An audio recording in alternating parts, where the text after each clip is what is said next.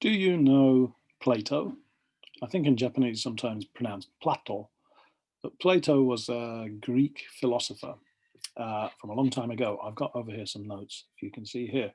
The educational theory of Plato, 424 to 348 BC. Wow, a long time ago, 2000, more than 2000 years, 2400 years ago. Wow, he lived. Um, but his ideas were maybe quite good. I don't know. He's considered to be the the father of Western philosophy. You know, so we still study him a little. Let's see what he has to say about education. It's something I think about a lot. I'm a teacher, um, so it's good to see what people have thought a long, long time ago. See how much of this is true still today. Okay, so this is the educational theory, the education. Why do we have education? And this is Plato's ideas. He believed we should have education for all. He'd educate every boy and girl to the limits of their abilities, which means as much as they can understand and get. I guess this is pretty radical. He'd teach boys and girls. Great. And he believed in state education. State means public, the government, for everyone. So not privately, but uh, um, in public, right? All children would be taken. This is a tough one. All children would be taken from their parents and educated by the state. Children would be removed from their parents. Interesting. The aim of education, he's got 6 different kinds of jobs. So you've got civil servants, that means people who work for the government. That would be teachers. Now we'd have doctors and nurses, police, many things, to produce future servants of the state. Okay, so that's an important group of people. And then the rulers, the leaders, to develop virtuous intellectuals among the future rulers. So training the presidents.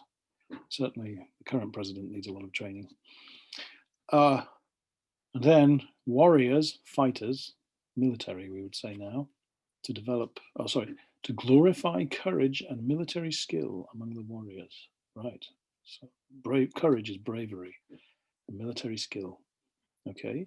And then workers, to develop competent, obedient, and temperate workers. That means workers who are good at what they do. Obedient means following instructions and rules, and temperate, balanced people. Then there's E, social disposition, to develop a social disposition among all citizens, meaning everyone should work together as a team and learning how to do that, like undokai, right? And finally, discipline, to train the character of each citizen so that he may control his appetites, subordinating the senses to reason. What on earth does that mean?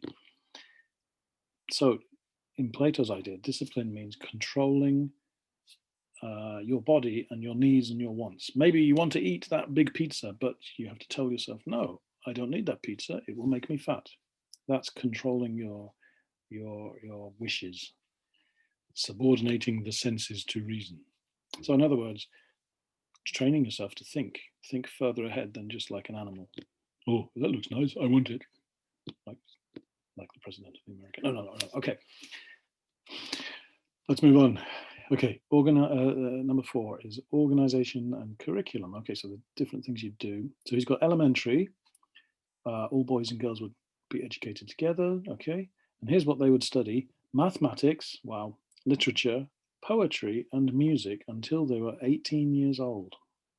Do we still do that? I guess so. Not so much poetry. Or much music. But anyway, okay. And B, military training. The next 2 years of the youth's life would be devoted to physical education alone. Wow. Thereafter, the best youths would be selected for higher education. Okay. So military training comes from, I guess, 18. Okay. So elementary education is until you're 18. And then when you're 18, physical education only. And then C, is higher education, so that will be like university age. So between the ages of 20 and 35, you'd get training in higher levels of mathematics, music, and literature. That's all they seem to do. At the age of 30, he, I guess, or she, would have enough maturity to begin his study of philosophy. Wow. So you only start studying philosophy at age 30. At 35, formal education would cease. So you graduate from university at age 35. Wow. And then down here, we've got the teaching methods. What I quite like here, he said you should make learning as close to play as possible at elementary levels. So for, well, of course, his elementary school is up to age 18. So until you're 18, you should be playing games to learn, as close to games as possible. Wow. And then the higher education is to train your process of thinking, your way of thinking. So that's Plato's philosophy on education. Some things we do today, some things we don't. And some of it seems very limiting, but some of it is quite radical. The idea that we should study until we're 35. Anyway, okay, I've got some questions here. 3 questions. Number 1, do you think Plato had good ideas? If you do, which ones did you like? Number 2, which are true today, which are not? Which of his ideas here are true today, which are not? And finally, an open question, number 3, what do you think is the aim of education? What's the point? Why do we have schools? Why do you learn? What is the reason for all of this hard work? There is no right answer or wrong answer. See what you think and let me know, and we'll have a chat about it when I see you soon. Okay? Thank you very much.